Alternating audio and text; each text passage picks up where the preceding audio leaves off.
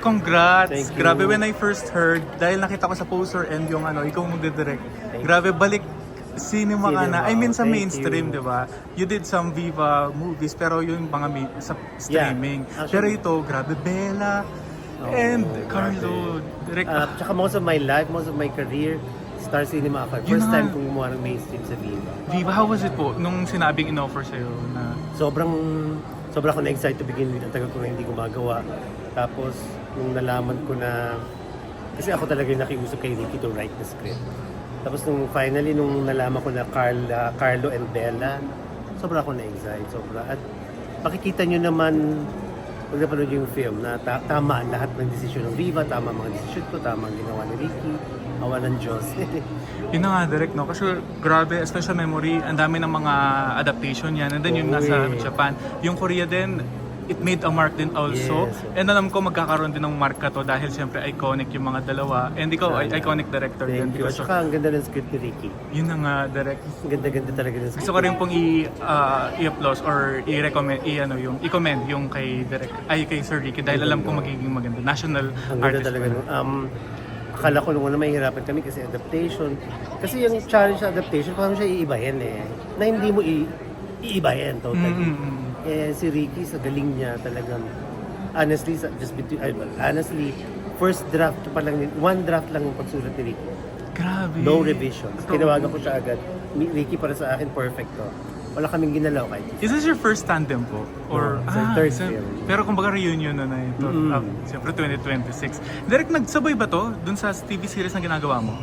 Before that started, natapos ko to bago Wow, nagsimula. kumbaga blessings is Oo, 2026 awalan talaga. Diyos. Direct, sorry, gusto ko lang mahinga ng reaction. If nalaman nyo ba na yung first talagang yung gagawa talaga dito is sina Bea Alonzo and Alden Richards nung Yes, pandemic. yes. So, Tapos parang, Hindi anong yata. reaction nyo direct na, ay ikaw dun po ba dapat yung hindi, magdadala? Ay, hindi ako. In Pero- fact, may isa pa yatang team na took over. Parang third na kami, nila Bella. Yun ang direct. Anong reaction mo na supposed to be kina Bea and Alden to? And then, Nalungkot ako na hindi sila natuloy kasi gusto ko silang mapanood together. Pero may mga dahilan na, andyan na ba si ano? Upo ka muna, nandyan na ba si Adele? Upo ka muna. Yun, nalungkot ako na hindi natuloy. Para lang malinaw, kung tatlong grupo man kami, tatlong set of cast and ano pa naman kami, iba-iba yon iba-ibang story, iba-ibang script. Kada grupo. Yung sa atin, yung kay Ricky Lee. Pero- Yung sa una, ibang writer, yung sa pangalawa. but I think it went dun sa right and perfect team, which is sa Sana, inyo po. sana, Dahil nakita sana namin doon sa talaga. trailer, Sana mangha-mangha talaga. kami dahil finally direct natuloy siya. Oo. Kasi may nagsasabi na si Alden itutuloy pero hindi na daw si Bea. Nung second ata yung direct, no? Oo, Yung yata. based on- Parang tas may parang ganun din sabi akong- may Julia Barreto, Barreto daw. na nabanggit. Tapos, Actually, nalalaman ko lahat yan ngayon na. oh, ayun, direct nun. So, at least, tapos, nung nakita ko nga yung teaser at sila nga yung gaganap, iba, kasi syempre, Meet Me in Silent is was a yes, successful iconic yun film. eh. And of course, ikaw pa yung magdidirect. Thank So, you. we're looking forward to it, direct, kasi Please nakita watch, namin yung kung gaano kagaling and kaganda yung mga eksena. And yung Sindrap, sayang, pero Sayang. hopefully Pumunta ka sa premiere night. Yes, direct. Invite na lang po, direct. Abangan nyo po, panoorin nyo po sa March 11, A Special Memory. Siguradong this will stay in your memory, yung pelikulang ito. Salamat. March 11. March Sa movie. Yung first question ko kay Direk Jerry, tanong ka parang hindi na kuha yung reaction mo tungkol dun sa nangyari confrontation niya ni Carlo about dun sa Heights. Ano lang po yung naging reaction niyo nun and how you take it parang as a director pag may ganong situation na ayaw ng actor? Ano pa nangyari nun? Siyempre nanginginig rin ako after nangyari yun. It wasn't bad. Ako na po, ako talaga nito. Doon siya, opo. Oo. Kasi, Siguro pagod lang kasi gabi na po yun eh. Medyo papapack up na tayo nun. Medyo. Tsaka I think ayaw mo din kasi malagay sa alanganin si Carlo. Oo. So, sinabi na kasi ni Carlo umaga pa lang hindi siya sasakay sa rides. Pero sa Fun Ranch kasi yung taping namin. Ang tanda-tanda na namin dalawa. kung yung train na maliit na pambata lang yung sasakyan namin, hindi siya believable. So sabi ko, Carlo, kailangan natin sumakay kahit Eh, yun isang lang kasi ride talaga lang. yung kaya ko. Gusto niya, dun lang kami sa train yung pang 4 years old. So sabi ko, Carlo, this is not gonna work. Kailangan natin ng ibang ride. So sabi ko, kahit dun tayo sa Anchors Away, pero sa gitna lang tayo umupo. Sa gitna kami umupo. Wala kang mararamdaman talaga dun, guys, promise. Pero parang nagalit si Carlo at one point. Parang may sinigaw ka.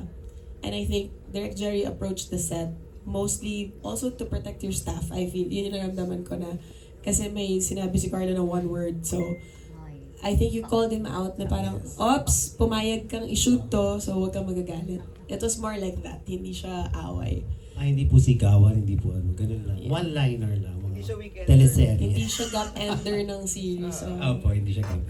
pero nag-violate yung labi ni Carlo ulit nung araw na yun. Na-high uli siya. Fear of heights. Hindi, tanong ko lang, Carlo, hindi namin alam na takot ka pala sa heights, no? When was that?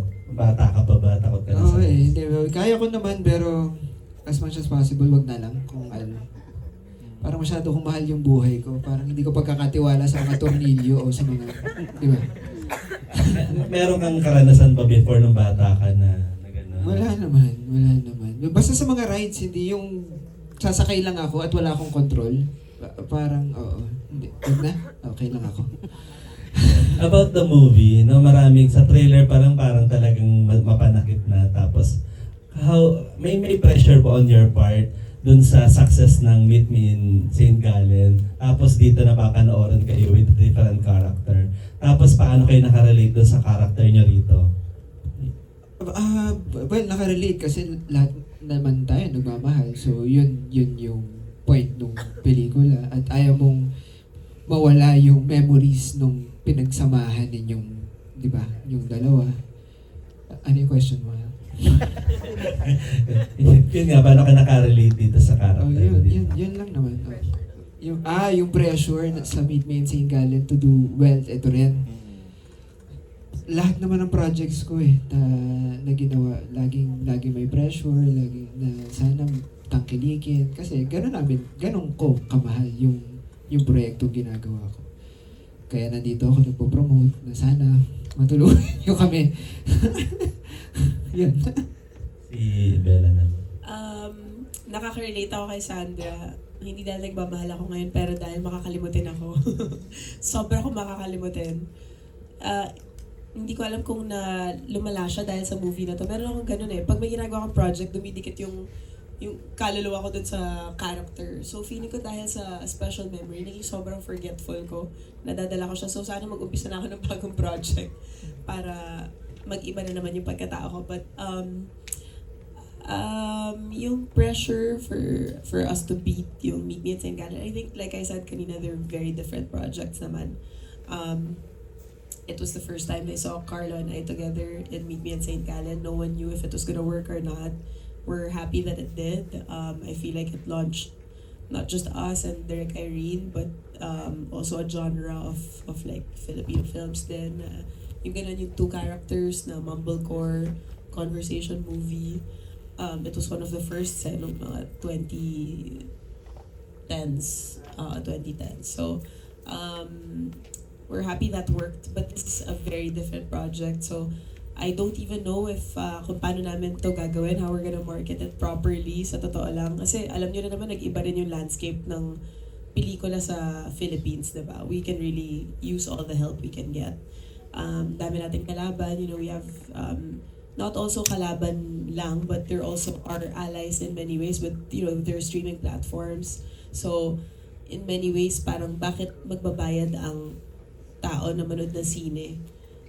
Kung pwede naman sila manood ng streaming platform. But that's the reason why we try to make good quality Filipino films, and we're very lucky. I heard kanina our ticket prices for this film is gonna be lowered down the same way it was for Isang Daang Awit Para Kay Stella and also The Loved One. So I hope you guys help us share that. We're trying to bridge the gap. We're hearing the complaints of the audiences na masyadong mahal ang sine, masyadong mahirap for us to keep watching movies and to, alam mo, tangkilikin yung pelikula ng Pilipino kung ganito kamahal yung cinema prices. So now, we're trying to find ways also to bridge that gap. So sana we'll see a difference in in how people are watching again.